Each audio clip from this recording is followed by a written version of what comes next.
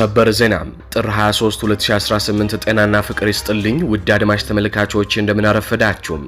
የሰዓቱን አበይትና ሰበር ዜናዎች ይዘን ቀርበናል። በቅድሚያም አርዕስተ ዜናዎቹን በማስቀደም ጀምራለሁ። ጄኔራል ተፈራ ማሞን ሳላጠፋ እረፍት አይኖረኝም እያለ ሲዝት የከረመው ጄኔራል አበባው ታደሰ በትላንትናው ዕለት ጄኔራል ተፈራን ለማስከበብ ጦር ልኮ ነበር። ጄኔራል ተፈራን ይደመስሳል ተብሎ የተላከው ጦር ኦራል አስማርኮ በርካታ ኮማንዶችን አሳጭዶም ተመልሷል። ዝርዝር ዘገባ ይዘንበታል። ወዲህ ደግሞ በወሎ ከባድ ውጊያ ሲደረግ በመድፍ በቢኤም እና ብዙ 23 የቀለጠ በእሳት የተቀጣጠለ ከባድ ውጊያ ተደርጓል። ፋኖ ከቡድን መሳሪያ እስከ ነፍስ ወከፍ በገፍ በማረከበት በዚህ ከባድ ውጊያ ከመቶ በላይ የብልጽግና ወታደሮች መደምሰሳቸውም ተነግሯል። በዝርዝር የምታደምጡት መረጃ ይዘናል። ጎጃም ላይም እንዲሁ የአገዛዙ ጦር መሪ ተገድሏል። ዝርዝር ይዘንበታል። ከፍተኛ የፋኖ አመራር ከጦር ግንባር በስልክ ጋብዘናል። በቀጥታ ከሱ ጋር ያደረግነውን ቆይታም እናስደምጣቸዋለን። ወደ ሰሜኑ ጦርነት ስናልፍ ዛሬም ከባድ ውጊያ እየተደረገ ነው። የህወሓት ኃይሎች ላይ የድሮን ጥቃት መፈጸሙ ሲነገር የአማራ ኃይሎች ከጥቂት መከላከያ ጋር በመሆን በጠለምት ከባድ ተጋድሎም እያደረጉ ነው። በአፋር በኩልም የደብረ ጽዮኑ ቡድን ከባድ ውጊያ እየከፈተ ሲሆን በመድፍና ዙ 23 የታገዘ የከባድ መሳሪያ ጥቃት በጌታቸው ረዳ በአፋር በሚገኘው የሐራ መሬት ታጣቂ ላይ ከፍቷል። ድብደባውንም በከባድ መሳሪያ የታገዘ መሆኑን የህወሓት ኃይሎች ገልጸዋል። ህወሓት የመከላከያ ሰራዊት ማርካ ስትነዳም የሚያሳይ ቪዲዮ መለቃለች፣ እንመለከተዋለን። ሰላም ጤና ይስጥልኝ አድማጭ ተመልካቾች እንደምን ቆያችሁ። ከላይ በአርዕስተ ዜና ያደመጣችሁትን መረጃዎች ወደ እናንተ ላደርስ እዚህ ተገኝቻለሁ። የህዝባዊ ሰራዊቱን የምትደግፉ እንዲሁም ሀገር ወዳድ የሆናችሁ አድማጭ ተመልካቾች ቪዲዮ ላይክ፣ ቻናሉን ሰብስክራይብ አድርጋችሁ የዶል ምልክቱን ታበሩ ዘንድ እንጠይቃለን። እንዲሁም በኮሜንት ድል ለህዝብ ልጆች ድል ለጀግኖቹም እያላችሁ ለህዝቡ ሲሉ ጫካ የገቡትን ታጋዮች ታበረታቱ ዘንድ እየጠየቅናችሁ በቀጥታ ወደ መረጃዎች ያለፍኩኝ። እስከ ፍጻሜው ድረስ አብራችሁኝ ቆዩ። ቀዳሚ ወዳደረኩት ዘገባ አልፋለሁ። በቅድሚያም የሰሜኑ የኢትዮጵያ ክፍል ወደ ገጠመው ጦርነትና ውጥረት እናልፋለን። በትግራይና በአማራ አዋሳኝ አካባቢዎች እየተደረጉ ያሉ ውጊያዎች ዛሬ ለተከታታይ አምስተኛ ቀን እየተደረጉ ሲሆን በበርካታ ቀጠናዎች አሁንም የተኩስ ድምጽ ይሰማል። በጠለምት በተለያዩ ቀጠናዎች እየተደረጉ ባሉ ውጊያዎች የአማራ ኃይሎች ከጥቂት የመከላከያ ኃይሎች ጋር በመሆን የትግራይ ኃይሎችን ለመመከት እየሞከሩ ሲሆን በትግራይ ኃይሎች ላይም ሆነ በመከላከያና በአማራ ኃይሎች ላይ ተቀራራቢ የሚባል ጉዳት ደርሶባቸዋል። በምስሉ ላይ እንደምትመለከቱት የውጊያ ሞራሉ የወደቀው የአገዛዙ ጦር በትላንትናው ዕለት በበርካታ ቀጠናዎች በትግራይ ኃይሎች በምርኮም ተይዟል ተብሏል። በጠለምትና አካባቢው እየተደረገ ባለው በዚህ ከባድ ውጊያ የአማራ ኃይሎችን ፊት ለፊት አጋፍጠው የመከላከያ አመራሮች ወደ ኋላ እየሸሹ መሆናቸው ተነግሯል። የአማራ ኃይሎች አሁንም በጀግንነት እየተዋደቁ ሲሆን ኃይሉን እያጠናከረ ያለው የነደብረ ጽዮኑ የህወሓት ኃይልም በአፋር በኩል ከባድ የተባለ ጥቃት መክፈቱ ሲነገር የነጌታቸው ረዳ ተብለው በተደራጁት የሐራ መሬት ታጣቂዎች ላይ የከባድ መሳሪያ ድብደባ ፈጽሞባቸዋል ነው የተባለው። ህወሓት ቲፒኤፍ የተባለው የጌታቸው ረዳ ኃይል ላይ ጥቃት ፈጽሟል። ትላንት ረፋር ላይ አርሚ 44 የተባለው የህወሓት ክፍለ ጦር ጌታቸው ረዳ አሰማርቶብኛል በሚል በሚከሳቸው ቲፒኤፍ በሚባሉት ሐራ መሬት በተባለው ታጣቂ ቡድን ላይ በድሽቃና ሞርታር የታገዘ ጥቃት መፈጸሙን የቲፒኤፍ ጦር አመራሮች ገልጸዋል። የህወሓት አመራሮች ደግሞ በድሽቃና በሞርታር ብቻ ሳይሆን በመድፍም እንደበደባቸዋለን ሲሉም ምላሽ ሰጥተዋል። ሰሞኑን ከፍተኛ የሆነ የጦር እንቅስቃሴ በትግራይና አማራ ክልል አዋሳኞች አካባቢዎች ላይ እየታየ ሲሆን ትላንት ደግሞ በአፋር ክልል ተመሳሳይ እንቅስቃሴዎች ታይተዋል። የቀድሞ የህወሓት አመራር ጌታቸው ረዳ ከፌዴራል መንግስቱ ጋር ወግኖ ህወሓቶችን እየወቀሰ ቢሆንም የጌታቸው ረዳን ጦር ገና እንደበድባለን ሲሉም የህወሓት ጄኔራሎች እየተናገሩም ነው። በጌታቸው ረዳና በፌዴራል መንግስቱ የሚደገፉ የሐራ መሬት የተባሉ የቀድሞ የህወሓት ተገንጣይ አንጃዎች በአፋር ክልል እንደሚንቀሳቀሱ በተደጋጋሚ ከዚህ ቀደም መዘገባችንም ይታወሳል። ከዚህ ጋር በተያያዘ ከቀናት በፊት የአፋር ህዝብ ውጡልን፣ ጦርነት ልታመጡብን ነው፣ እኛም ፈልጋችሁን ብሎ በድንጋይ ጭምር ሊያባረራቸው እንደሞከረ መዘገባችንም ይታወሳል። ገልጿል። ህወሓት ከትላንት ጀምሮ ከኤርትራ ጋር የሚያዋስነውን የራማ መንገድ ለወታደራዊ እንቅስቃሴዎች ብቻ ክፍት በማድረግ ለሌሎች እንቅስቃሴዎች መዝጋቱም ተነግሯል። የራያ ጨርጨር አፋር ያለው መንገድ ከትላንት ጀምሮ ለተሽከርካሪና ለእግረኞችም ሙሉ በሙሉ መዘጋቱንም አረጋግጠናል። ህወሓት ትላንት ከሰዓት በኋላ በያሎ ወረዳ በሚገኘው የአፋር ድንበር በራያ ጨርጨርና ቢሶበር ወታደሮችንም አሰማርቷል ነው የተባለው። ከባድ የጦር መሳሪያዎችን በመኖሪያ ቤቶች፣ በቤተ ክርስቲያኖችና በትምህርት ቤቶች ማሰማራቱም ተገልጿል። ንብረትነታቸው የህወሓት የሆኑ ሁለት መድፍ፣ አንድ ዙ 23፣ ሁለት የተጎታች ሞርታሮች በትላንትናው ዕለት ከሰዓት በኋላ በዋጀራና በቲፒኤፍ የጌታቸው ረዳ ሰራዊት ላይ ከፍተኛ ጥቃት ሲሰነዝሩ እንደነበረም ከቦታው የአይን እማኞች ገልጸውልናል። ከዚህ ጋር በተያያዘም በእነዚህ የህወሓት ናቸው በተባሉ ከባባድ የጦር መሳሪያዎች ላይ የአገዛዙ የአየር ኃይል የድሮን ጥቃት መፈጸሙም ተገልጿል። የድሮን ጥቃቱ ከዚህ ባሻገርም በትግራይ አነስተኛ ከተሞች ላይም ተፈጽመዋል። በእንጮትና ገንደብተን ከተማ የድሮን ጥቃት ተፈጽመዋል። ዛሬ ሌሊት ከ9 ሰዓት ተኩል እስከ 10 ሰዓት በተፈጸመው የድሮን ጥቃት ሁለት የጭነት አይሱዚ መኪናዎች ተጎድተዋል። አንድ ሹፌር ህይወቱን ያጣ ሲሆን አንድ ረዳት ደግሞ በከባዱ ቆስሏል ነው የተባለው። እነዚህ አይሱዚ መኪኖች ሙዝ፣ ዘይትና ቡና ጭነው እንደነበረም የእንተጮት ከተማ አስተዳደር ገልጿል። ሌላ የድሮን ጥቃት ደግሞ በሌሊት 11 ሰዓት ተኩል እንደ ማርያም ሸዊት አካባቢ ተፈጽሟል። ይህ ጥቃት የተፈጸመው ደግሞ በርበሬና ሌሎች ሸቀጣሸቀጦችን በጫነ መኪና ላይ ነው ሲሉም የአይን እማኞች ከፎቶ ጋር አስደግፈው ልከውልናል። የኢትዮጵያ አየር መንገድ ዛሬም በረራውን እንዳቋረጠ ነው። ምንም አይነት በረራ ከመቀሌ ወደ አዲስ አበባ፣ ከአዲስ አበባም ወደ መቀሌ የለም። በተመሳሳይ በትግራይ ሌሎች አካባቢዎችም ምንም አይነት በረራ የለም። ይህ በእንዲህ እንዳለ ደግሞ በጠለምት እየተካሄደ ስላለው እየተፋፋመ ያለው ውጊያ የአብይ አገዛዝ ሆነ ህወሓት እንዲሁም ዲፕሎማሲያዊ ማህበረሰቡ እስካሁን ምንም አይነት መግለጫ አለመስጠታቸው ሁኔታ ወደ መጠነ ሰፊ ጦርነት እንደማያመራ ፍንጭ ይሰጣል ሲሉ አንዳንድ ተንታኞች ተናገሩ። ይልቁንም ከ2 ዓመት በፊት በራያ የአማራን አስተዳደር ለማፍረስ ጥቅም ላይ የዋለውን ዘዴ በመድገም በወልቃይት ያለውን የአማራ አስተዳደር ለማፍረስ የታለመ የተቀነባበረ ውጊያ ይመስላል ሲሉ ተንታኞች ይገልጻሉ። የመከላከያ ሰራዊቱ ትላንትና ከትላንት በፊት ባሉ ቀኖች ምንም አይነት ውጊያ ሳያደርግ ከራያ አላማጣና አካባቢው ሙሉ በሙሉ መውጣቱና ወታደራዊ ካምፖቹን በቀጥታ ለህወሓት ኃይሎች ማስረከቡም ስለ ቅንጅቱና ስለ ዓላማው ከባድ ጥያቄዎችንም ያስነሳለ ሲሉ ይናገራሉ። በትግራይ ውስጥ የቅርብ ግንኙነት ያላቸው የአውራምባ ታይምስ አዘጋጅ ዳዊት ከበደ በትላንትናው ዕለት እንደዘገቡት ከሆነ የትግራይ ጊዜያዊ ፕሬዝዳንት ጀነራል ታደሰ ወረደ የቅርብ ሰዎች እንደገለጹላቸው ታደሰ ሁኔታው ወደ መጠነ ሰፊ ጦርነት ያመራል ብለው አያምኑም። ይልቁንም ሁኔታው የፕሪቶሪያው ስምምነት ባለመፈጸሙ ምክንያት ከተፈጠረ ብስጭት የመነጨና መንግስትን ለማስገደድ የሚደረግ ውስን ግጭት ሆኖ እንደሚቀጥል ያምናሉ ሲል የታደሰ ወረደ ቅርብ ሰው ተናግሯል። የውጊያ ጊዜው አጠራጣሪ ነው። ፋኖ የተባበረ መዋቅር መፍጠሩን ካወጀ ከአንድ ሳምንት በኋላ ነው ይህ ውጊያ የተቀሰቀሰው። ባለፉት 3 ቀናት የብልጽግና ፓርቲ ካድሬዎች፣ ደጋፊዎች ድምጻቸው በሙሉ በማህበራዊ ሚዲያው ፋኖ ወልቃይትን ከድቷል እንዲሁም የህወሓት አሻንጉሊት ሆኗል በማለት ከፍተኛ የሆነ የሐሰት ውንጀላ እየጻፉ ይገኛሉ። ይህም በፋኖና በአማራ ህዝብ መካከል ልዩነት ለመፍጠር የታለመ ግልጽ ሙከራም ይመስላል ሲሉ እነዚህ ተንታኞች ይገልጻሉ። በመጨረሻው ሁኔታ ወደ መጠነ ሰፊ ጦርነት ያመራል ወይንስ ውስንና ተቆጣጣሪነት ባለው ኦፕሬሽን ብቻ ይቆማል የሚለው በሚቀጥሉ ቀናት የሚወሰን ይሆናል ሲሉ የገለጹ ሲሆን ጉዳዩ ግን በፌዴራል መንግስቱና በታደሰ ወረደ መካከል በተፈጸመ ስምምነት የአማራ ኃይሎችን ከወልቃይትና ከሌሎች አካባቢዎች በማጽዳት አካባቢዎቹን በመቆጣጠር በፌዴራል መንግስቱ ወልቃይትን አሳልፎ የመስጠት የፊርማ ደብዳቤ ነው በማለት ይገልጹታል። ለዚህም ማሳያ በበርካታ የጠለምትና የወልቃይት አካባቢዎች የመከላከያ ሰራዊቱ አካባቢዎችን እየለቀቀ መፈርጠጡም እንደ ማሳያ ይቀርባል ተብሏል።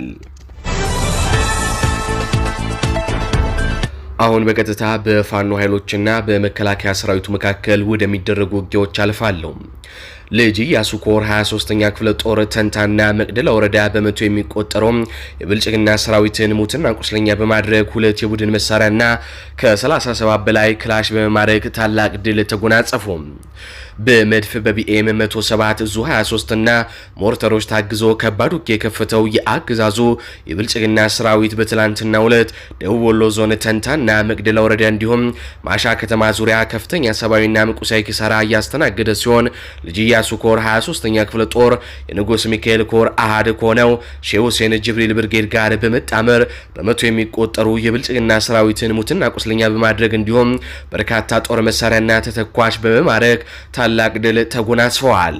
ምኒልክ እዝ ልጅ ኢያሱ ኮር 23ኛ ክፍለ ጦር በተጋድሎ ማሻ ከተማ ድረስ ዘልቀው በመግባት በርካታ ጥምር ዙፋን ጠባቂ ሰራዊት ከመደምሰስ ባሻገር አንድ ስናይፐር፣ አንድ ብሬን፣ 21 ክላሽና የእጅ ቦምቦችን እንዲሁም 3000 የክላሽ ተተኳሽ ማርከዋል። በተጨማሪም ሼህ ሁሴን ጅብሪል ብርጌድ ማሻ ከተማ ድረስ ዘልቀው በመግባት ባንዳን አይቀጡ ቅጣት በመቅጣትና በማረክ ጭምር ታላቅ ጀብዶም ፈጽመዋል።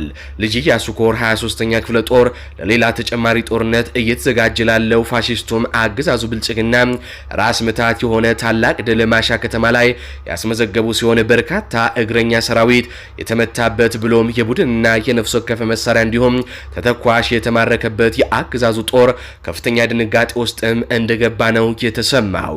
ከባድ ሰብአዊና ቁሳዊ ኪሳራ ያስተናገደው የአገዛዙ ኃይል የፋኖን ክንድ መቋቋም ያቃተው የብልጽግና ሰራዊት የበቀል አፈሙዙን ወደ ንጹሃን ጦር መሳሪያ ያልታጠቁ አማራዎች በማዞር ተንታ አካባቢ አንዲት እናት በሞርተር የገደለ ሲሆን ብዙ 23 9 መኖሪያ ቤቶችንም አቃጥሏል ነው የተባለው። ልጅ ኢያሱ ኮር 23ኛ ክፍለ ጦር ከማረካቸው 21 ክላሾች በተጨማሪም ሼህ ሁሴን ጅብሪል ብርጌድም በተመሳሳይ ከ15 በላይ ጥቁር ክላሾችን መማረኩንም አስታውቋል። በዚህም በድምሩ እስካሁን ያልተረጋገጠ ከዚህም ከፍ ሊል የሚችል ከ37 በላይ የብልጽግና መከላከያ ሰራዊት ክላሾች በፋኖ እጅ ገብተዋል። ከዚህ በተጨማሪ ስናይፐርና ብሬንም ቀደም ብለን እንደነገርናችሁ በፋኖ እጅ የገቡ የቡድን መሳሪያዎች ናቸው። ወደ ጎጃም ስናልፍ ሻለቃ መሪውን ከናጃቢው ፉት ብለነዋል ሲሉም የቴዎድሮስ እዝ አናብስቶች ገለጹ። አፋብን ቴዎድሮስ እዝ የ102ኛ ኮር የአንሙት ያዛቸው ሻለቃ አባል አመሻሹን ሰርጎ በመግባት ስምሪት በመስጠት ላይ የነበረውን የአገዛዙን ሻለቃ መሪ ከናጃቢዎቹ በመቀንደሽ መሳሪያቸውን አንስቶ በጀግንነት እየፎከረም ወደ ብርጌዱ ተመልሷል ሲሉ የፋኖ ኃይሎች ገልጸዋል። መረጃው የዘውዱ ዓለም አዱኛ የኮሩ ሰብሳቢ ነው። በቀጥታ ከሸዋ ወዳገኙት ሰበር ዜና አልፋለሁ። በሸዋ የአገዛዙ ጦር ተደመሰሰ።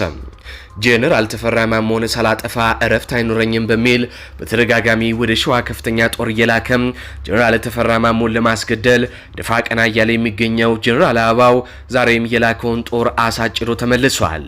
ላለፉት 2 ወራት አዲስ አበባና ደብረ ብርሃን እየተመላለሰም የከረመው ጄኔራል አበባው ከወራት በፊት በደብረ ብርሃን በነበረ የመኮንኖች ስብሰባ ላይ በሸዋ ጄኔራል ተፈራን ሳናጠፋ እንቅልፍ አንተኛም ሲል ሲዝት ከርመዋል። ይህንን ተከትሎ ባለፈው በጥምቀት በዓል ዕለት መከላከያው አለኝ ያለውን ጦር ወደ ጄኔራል ተፈራ ማሞ ቀጠና ቢያሰማራም በርካቶች ሙትና ቁስለኛ ሆነውበት ከፍተኛ መኮንኖቹ ሳይቀሩ ተደምስሰውበት ያሰበውን ሳያሳካ በከፍተኛ ኪሳራ መመለሱ ይታወሳል። በትላንትናው ዕለትም ዳግም ጄኔራሉ አሉበት ወደ ተባለው ቀጠና ከፍተኛ ቁጥር ያለው የኮማንዶ ጦር ይዞ የገባው መከላከያ ሰራዊቱ ከባድ ምት አስተናግዶ መመለሱም ተገልጿል። ቀድሞውኑ መረጃ የደረሳቸው የፋኖ ኃይሎች ለደፈጣ የሚመች ቦታ ላይ በማስገባት አይቀጡ ቅጣት የቀጡ ሲሆን ለከበባ የመጣው ጦር ከበባው የህልም እንጀራ ሆኖበት ራሱ ተከቦ የእሳት ራት ሲደረግ ያስጨረሰውን አስጨርሶ ቀሪ ኃይሉንና የተረፈ ኦራሎቹን ይዞም ወደ ኋላ ተመልሷል ነው የተባለው። ወደ ካምፕ ከተመለሱ በኋላ ቀድሞ ከመሃላችን መረጃ የሚያወጣ መኮንን አለ በሚል ከፍተኛ አዋጊዎች መካከል ከፍተኛ ንትርክ ተነስቶ እንደነበረም መረጃዎች ደርሰውናል። በፋኖ መብረቃዊ ጥቃት የቁስለኞች ቁጥርን ማወቅ ባይቻልም 39 የመከላከያ ቀይ ቦኔቶ ለባሾች ኮማንዶዎች ተረፍርፈዋል ተብሏል። አንድ ወታደራዊ ጭነት ኦራል ከበርካታ የጥይት ካዝና ጋር ሲማረክ የመንግስት ኃይሎች ቁስለኛቸውን ይዘው ፈርጥጠዋል ነው የተባለው። በመጨረሻም ቀለብ ስዩም ከአርበኛ ሲሳይ አሸብር ጋር ያደረገችውን ቆይታ አድምጠን